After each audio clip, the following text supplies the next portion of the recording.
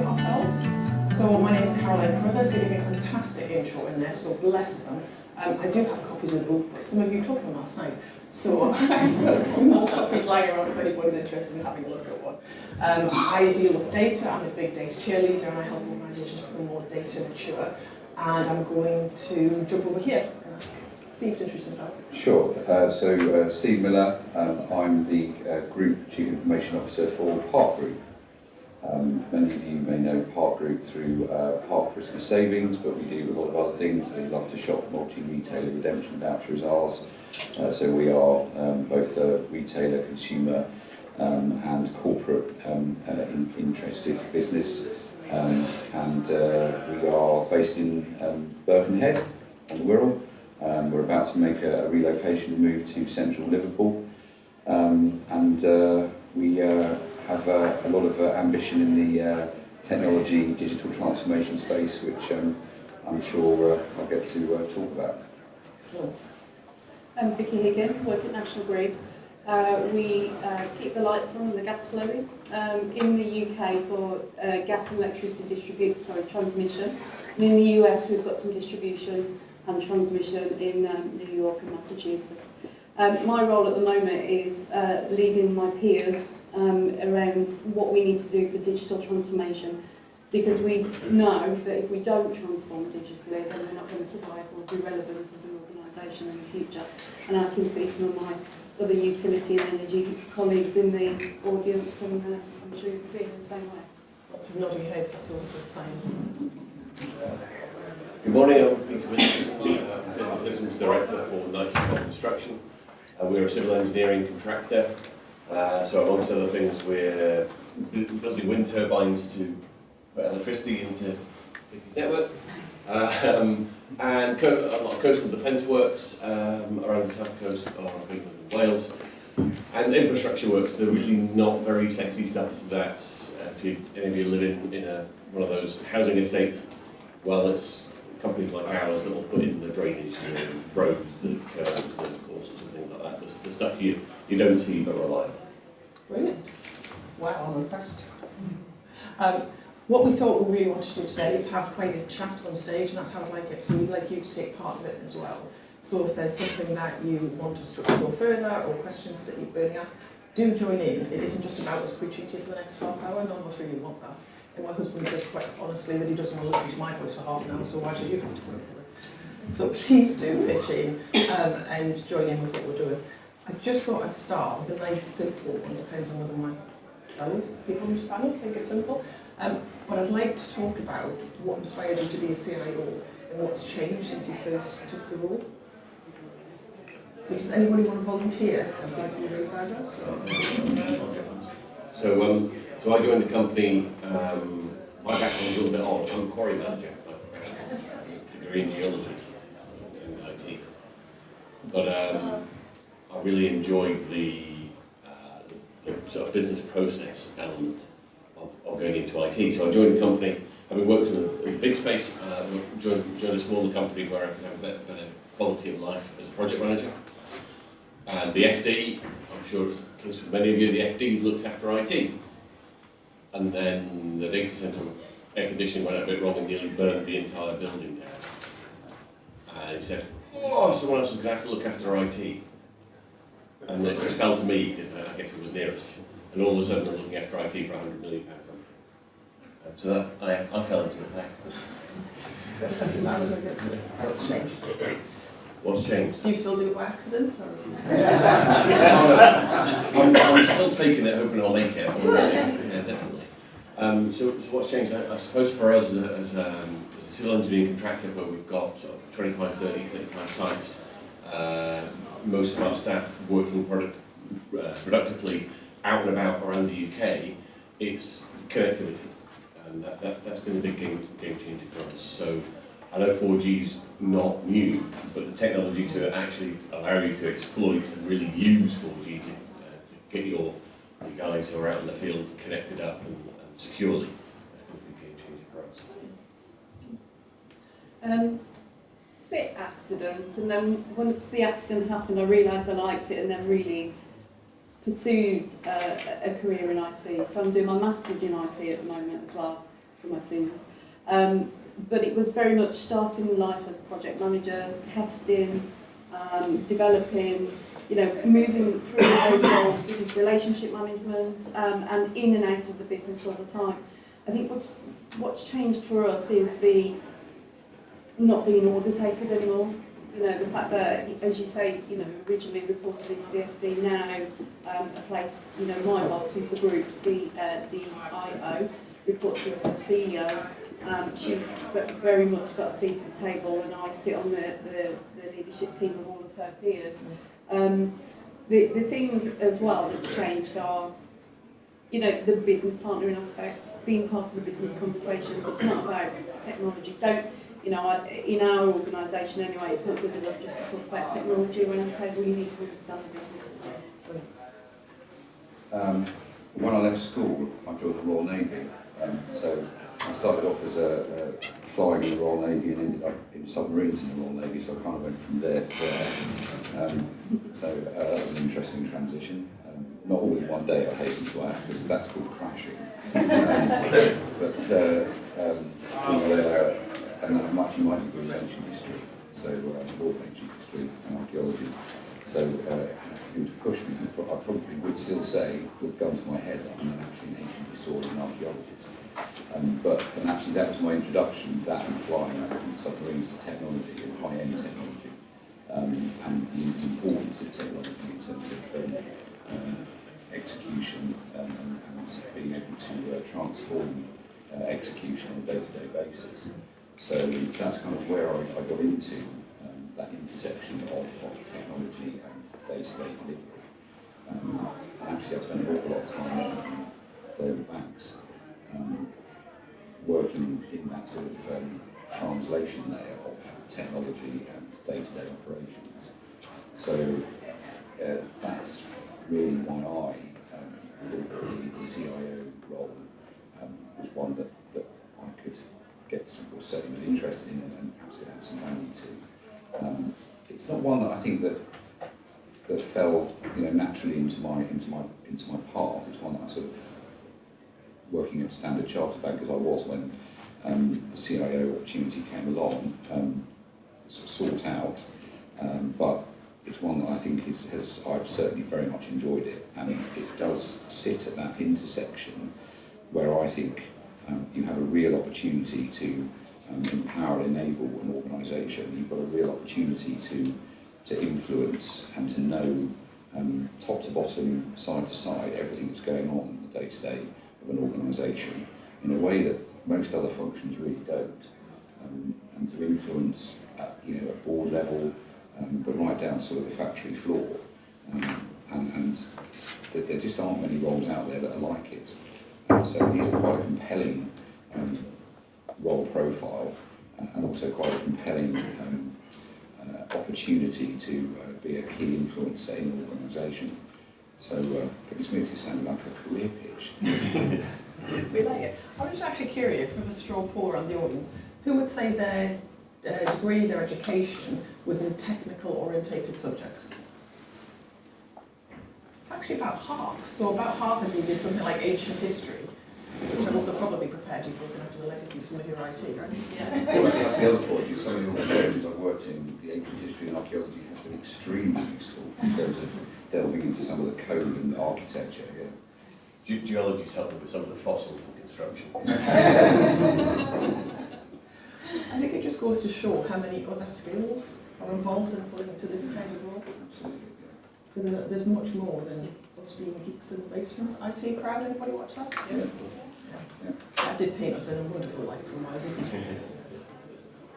So, moving on, what I wanted to do is just a quick straw poll from the panellists and a little bit of a discussion on why, but which is the most important question in your arsenal? How, why, what, or when? Why? Why? So, a lot of the time I have people coming to me saying, I need Salesforce, for example, and I go, why? And a lot of our conversations is, sometimes we end up with it's not a technology solution you need, you just need to fix your process. And that's been a real awakening for some of our business partners as well, and some of my colleagues. Just because they come to you and say they need Salesforce or they need SAP, or it's not always a yes. So yeah, why is definitely one. I think yes, the why, but it does tend to move quite quickly into a so what, particularly when you're talking at a board level, and you're talking about business decisions and those decisions that are going to take the company forward into the next level. There's always okay, we do all this, and then what's the so what? What are we actually solving for? What's the problem that we're actually trying to create a solution for? I'd mirror the sentiment about why, but just to be controversial, I'll say when. Go on. And that's because I guess within an industry where we're becoming more mature with respect to technology, it's a case of, oh wow, this is what it can do. We want it all. We want it right now. But this is the resources I've got. So what do you want to do first? How does the IT strategy align to the business strategy, and therefore what do you want to do first? So picking up on something you mentioned, and actually you both picked up in some earlier answers, as the role evolves into much more of a business-orientated roles, I think, would anybody disagree that we're very technical in a lot of the CIO space, and we're moving into much more of a CIO role? Would anybody kind of agree with that? We'll put that on the table and we can move on. As that goes, one of the hardest things I think is working with your customers and telling them no. So what would be your experience of telling your customers no, and how do you do it well?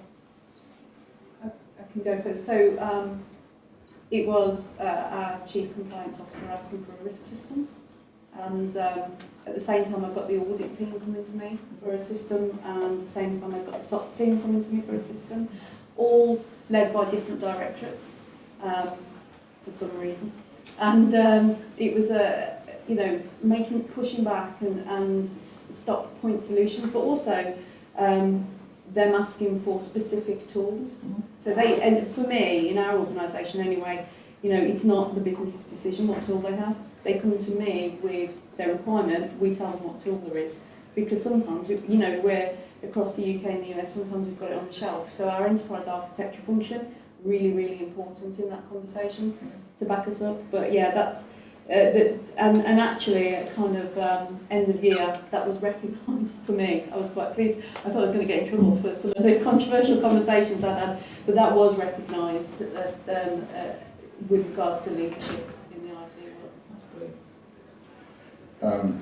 We're going through a bit of a journey at the moment. We're trying to take a large cross-section of our customers on in terms of moving away from our physical paper voucher. We are very heavily indexed in terms of paper voucher, certainly versus the market, which is a legacy of the type of demographic we've been servicing for a long time. And there's absolutely nothing wrong with the paper voucher.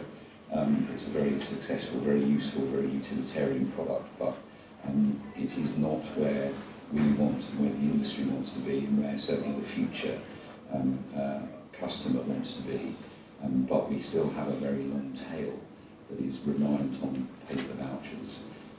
So we are trying to move our customer away from the paper voucher onto a card and digital and virtual product offering, which gives them all the solutions that a paper voucher gives them, but is a much better solution, certainly more secure, certainly less open to fraud, much more adaptable, and is at the end of the day a virtual product they can actually download onto their mobile wallet. So for a number of different reasons, it's just a better solution. But trying to persuade 400,000 Christmas savers that this is something that they want to get into, and then also trying to persuade the 30,000 corporates with the 2.5 million employees that we're also servicing, who are quite used to getting books and books of paper vouchers, that this is the way that we need to go and the way of the future, and actually it's what their employees are saying from the research that we've done, how they want to go in the future. That is an interesting conversation. So we've still got people coming to us and ordering paper vouchers, and we're saying, no, look, have you thought about these? This is an option, these are the alternatives. So that's sort of ongoing conversations that we're having. It's very much that situation of we have a product set, a range of product sets that deliver better, more positive outcomes, and just directing the customer towards those better, more positive, more suitable outcomes, and taking them on that journey with you.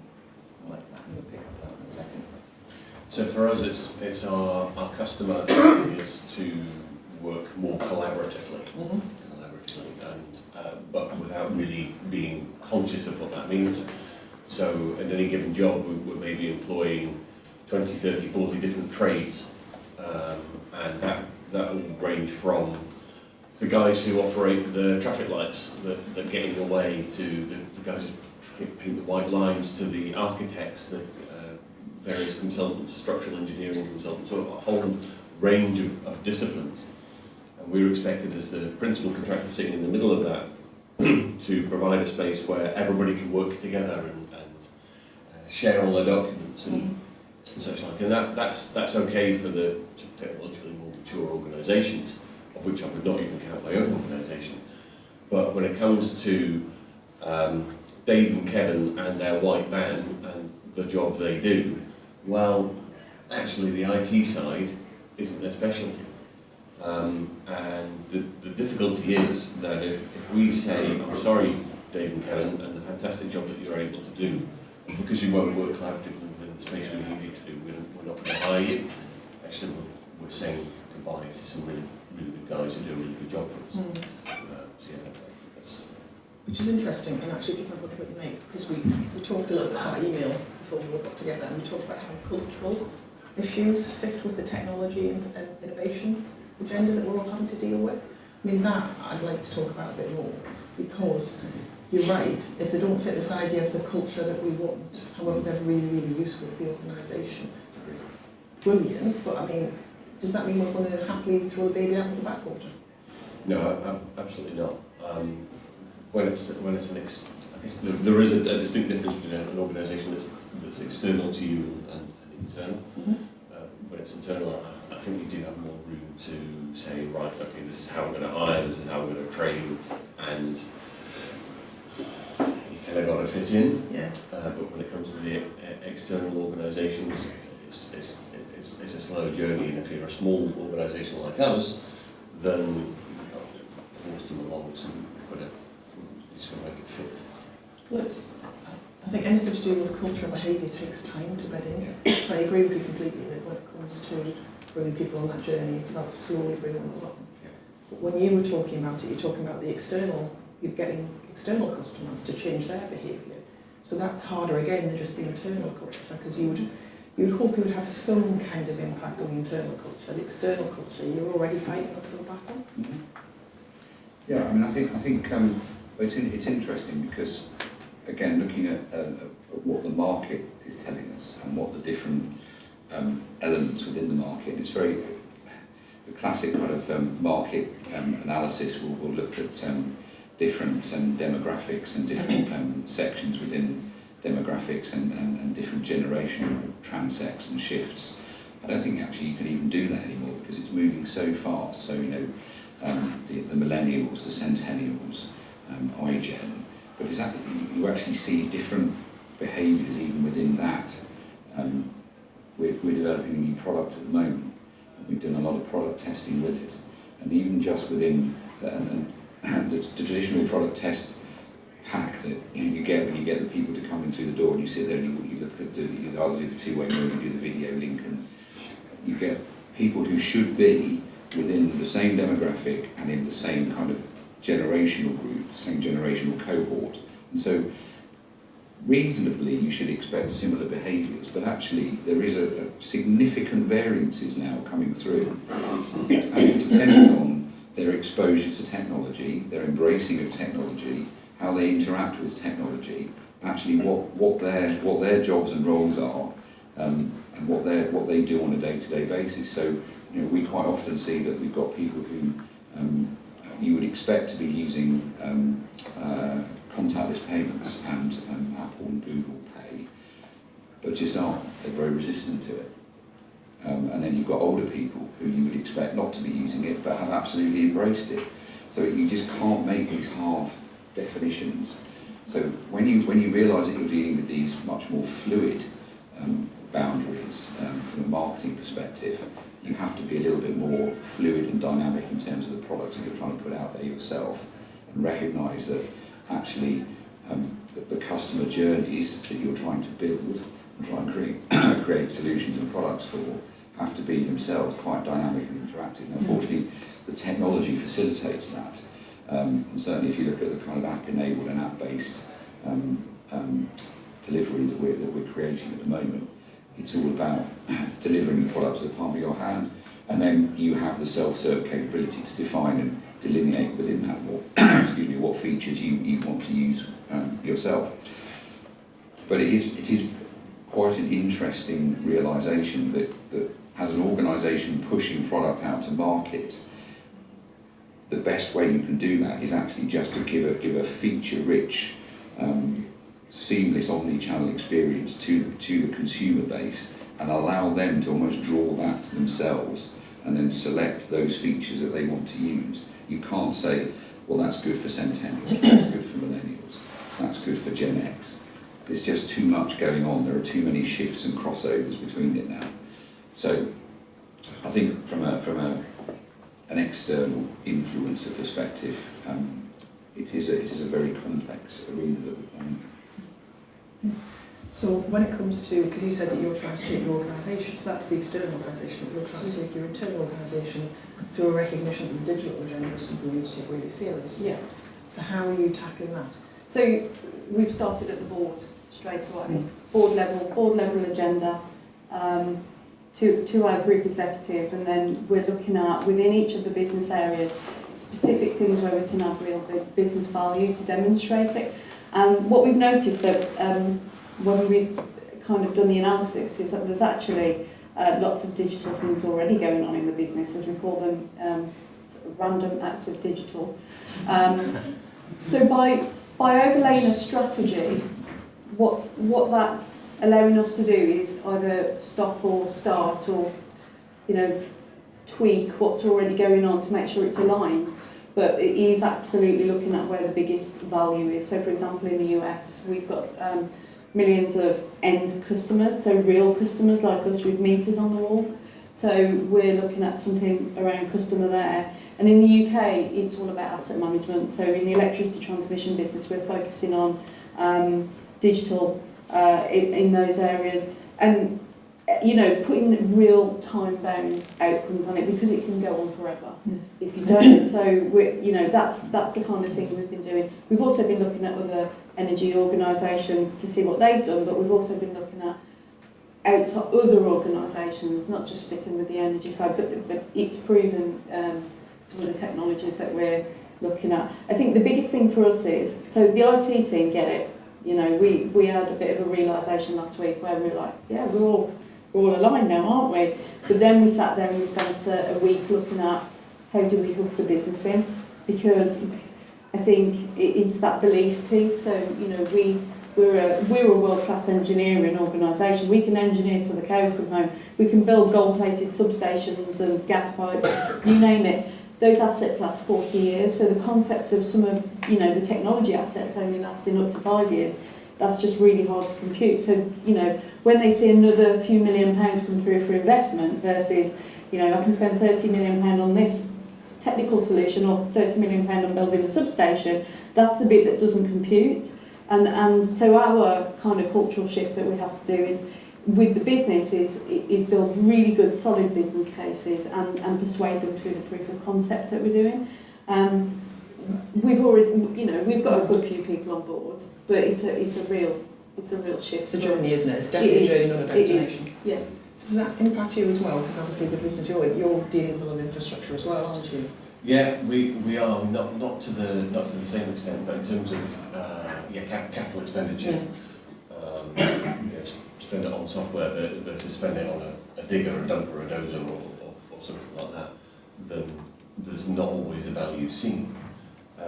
For me, the tricky bit is more that my board thinks that I should be able to tomorrow be able to put a tablet in everyone's hand and have them just stand back and go, oh yeah, everything's fine, I'll go to the doctors. What they don't understand is the journey we need to get them to that point. mean, that's lovely, it's a nice mission to have. But we were using purchase order carbon pads 6 months ago, so you know, there's a long way to go, and communicating that story, that narrative, that business case, really robust business case, and steps to get to where you actually want to be from where you are is so important. So how much of an impact do you think that the technology that people use in their everyday life is having an impact on what they believe? Because obviously you go into an Apple store, they give you something, it transfers everything straight onto your device for you, and you walk out using it. So if that's what we're used to in our personal life, what's that impact is that having when we have to deal with our directors and chief execs? I had a conversation at dinner last night about that. I don't use computers. Don't give me a computer to use. No, I can't do that my job. And then they walk away and get their phone out and look up where they're going next on Google Maps and work out on Google Earth exactly where it is and what it looks like and where the nearest Costa coffee is and then they go home and book a holiday after checking all the reviews. They don't see the connect between that as being technology and actually helping them to be the best they can be at work as well. Absolutely. But slight aside, but I had from a data point of view, I once worked with a chief exec who went, I don't know why I'm talking to you, I don't deal with data, I just look at spreadsheets. But, I mean, I think that's absolutely critical, and certainly the culture element of it, from a digital transformation perspective, culture being the great enabler of that, of any type of transformation, but certainly digital transformation. If you look at the type of people that we now have coming to the workplace, whatever their backgrounds, and I think we just did a quick straw poll about people not coming necessarily from a technical background, but people's exposure to technology, the way they work with technology, everybody, a lot of people think that they are tech savvy and will come up with their own, shall I say, slightly off-piste tech solutions. So you are dealing with quite often a lot of shadow IT that's growing up within organisations. Now, I used to be the type of CIO that would go around and stamp out all of these pockets of shadow IT and try and always throw a kind of enterprise IT net around everything. And that's, to an extent you still have to do that, obviously, from a security and an architectural coherence perspective. But it's a little bit of a losing battle. Because some of the stuff that is popping up is good stuff, and you need to try and integrate it into your enterprise architecture, and it's good innovative stuff. You need to be embracing it. So that the rule can be that, all right, so we'll deal with a bit of shadow IT. Just tell us about it. If you think of it, come and tell us about it. We'll see if we can't integrate it a bit more. The thing that you can't put up with is rogue IT. That's where you've got to draw the line. But I think that's the big cultural difference that I've certainly seen over the past 5-10 years, is that people coming in, having got used to doing a little bit of app development at home, maintaining their own websites, and thinking that there's better ways and better solutions that they can bring into the workplace, and then trying to do that internally. Certainly the business development guys, business development and the marketers come in and have their own plans, and if you can't deliver quickly, dynamically, agilely what they want, they'll be off doing their own thing. So it's a kick up the backside for the enterprise development, certainly, and something that we need to be very cognizant of. But it's also something where if there's good stuff coming, then let's find out about it and embrace it and integrate it as much as we can. Yeah, let's not reinvent the wheel. Absolutely, yeah. I'm in two minds about shadow IT, and I think it's because we run the critical national infrastructure, and the security aspects for us. Nobody wants the utilities going down. So from that perspective, we're very protective of the networks, both in the UK and the US. Saying that, we've got some fantastic people in like our system operator, for example, that develop things. But what I can say, what I have seen change is a real, they're very conscious about working with IT. Yeah. and the security team. That's the key thing. And that is the key thing. And also, software licensing, and it's about education. So, people don't realise that by doing what they do, the risk they therefore put on the network. But once you start educating them, that's what I've seen in our organisation. And we took a paper to the group executive a couple of months ago from our enterprise architect, and she dived into the group exec meeting and took them through what architecture was and why it was important to have clean architecture around controls, security, and cost down, those kind of things, and it changed them. And then 2 weeks ago, our group CIO sent an all company comms out to all 27,000 people of this group paper and said, there you go see your business partner. And I was really impressed, but I don't think we should stamp out the innovation. But yeah, So one of the things, I'm conscious of time, but one of the things I really did want to touch upon before we were all talking on the stage was diversity, because it's actually quite unusual for me to be on a panel with another woman, which is quite nice really. However, that's only one aspect of diversity, and we're a little bit on the colour indulgent side, I think. For me, when I talk about diversity, I actually like to think about diversity in terms of diversity of thought, because that's really what we should be striving for. You don't have a high-performing team unless you have constructive challenge that goes on with it. So I'd like us to talk a little bit about how do we encourage that kind of diversity within our own teams, because it's only us that can make a change. So, Vicky, do you want to? Yeah, so, again, starts at the top. My boss, one of the top 5 CIOs in the US, and we recruited her in. And God would know, I was so relieved when she came on board, because I was the only lady on the team at the time, and that's changed so much. Our chief enterprise architect, lady, in from the TK Maxx, or TJ Maxx as they call it in the US.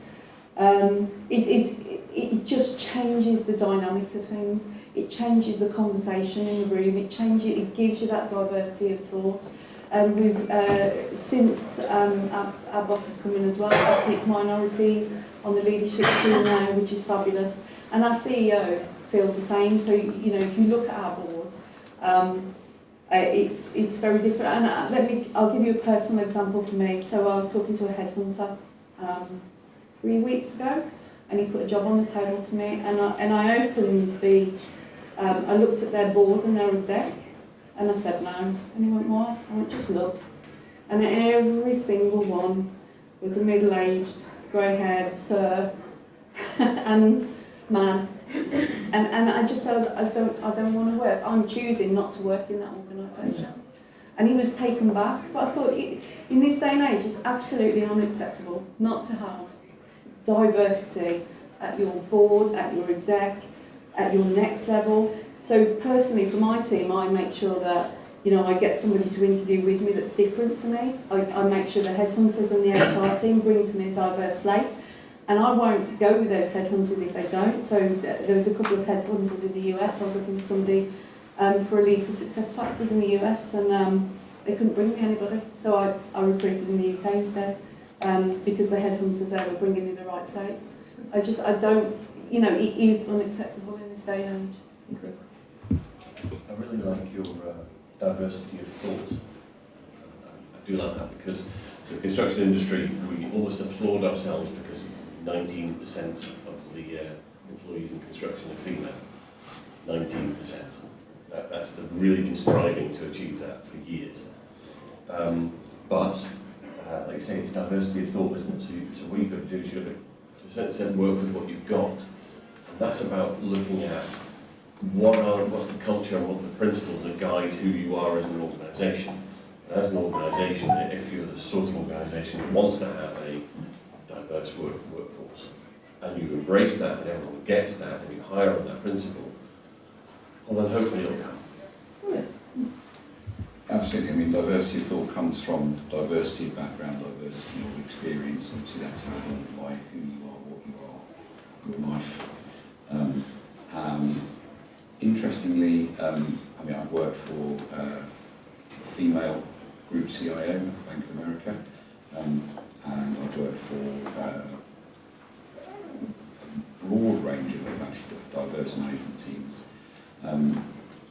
I I've never worked for anybody who had an obvious physical or mental disability. And I think the disability agenda is one that we need to be thinking about a little bit more carefully. 25% of the population of the world has a significant physical or mental disability. And that's your customers, your employees, your workforce. It's something that doesn't really get looked at on a day-to-day basis. We all, most of us actually, use some kind of assistive technology, glasses, hearing aids. The type of assistive technology that has been integrated into the workplace actually often for thinking about with disability in mind has bled over into an awful lot of very mainstream technology. So biometrics, for example, voice recognition, that type of thing, which has been transformative in an awful lot of areas, but that started off as being assistive technology for the disabled community. So there's an awful lot of interesting areas that we can look at, and it's a multi-billion-dollar market out there for organisations that get this type of activity right. And in terms of the type of employees that you can attract to your organisation, if you are disability aware, disability confident, disability smart, there's a massive amount of talent out there, which I think we are somewhat blind to and somewhat closing our eyes to. So it's something that we just need to consider. One of my favourite stories around this is a really senior board had one woman on the board, and it wasn't until she became pregnant that they realised it was a really good idea to put parking for pregnant women near the entrance, because up until then she was having to park at the far end of the car park to be able to get her door open far enough to get out of the car park. But the board didn't do anything wrong, it's just they didn't have that life experience to realise there was something they could do to make life easier for some of their employees. Absolutely, and a lift or an escalator, that's great for somebody with a mobility issue, but it's also great for, as you say, pregnant women, somebody who's broken their leg skiing. We all have these issues that are transient, but some people have them all the time, so we just need to make sure that we're considering that. Yeah, that's a lovely point, thank you. I'm having the lovely Abby at the background waving little signs at me, so unfortunately this is coming to a close. So just before we finish, what I'm going to do is hand all my fellow panellists a magic wand. So if you could wave this magic wand and decide what your role's going to look like in the future. So in a year's time, after you've waved your wand, what do you get to play with in your role? I get to play with a much more robust, resilient core infrastructure, and I get to play with a product set which is significantly more virtual and digital in a new office environment in the centre of Liverpool. IoT for us, the massive opportunity. And if you think about our grids, both gas and electricity, the sensors, the potential, what we could do. It's amazing. Yeah. See, from a data cheerleader point of view, it's like, oh man, it'd be amazing. It'd be amazing. Bit 5G for that? Yeah, maybe. I think for me it's a workforce who get security, sort of relatively mature workforce that get that when they receive an email that says click on this link please, so they really shouldn't. Just give them that. So just to wrap up, obviously I find out about that stuff so much that my sister won a competition on Facebook the other day and had to ring me and ask me if it was okay to accept the prize. Brilliant. I just want to wrap up by saying thank you so much to the panellists. It really does help. I hope everybody's got something from that, and have a great day. Thank you all very much.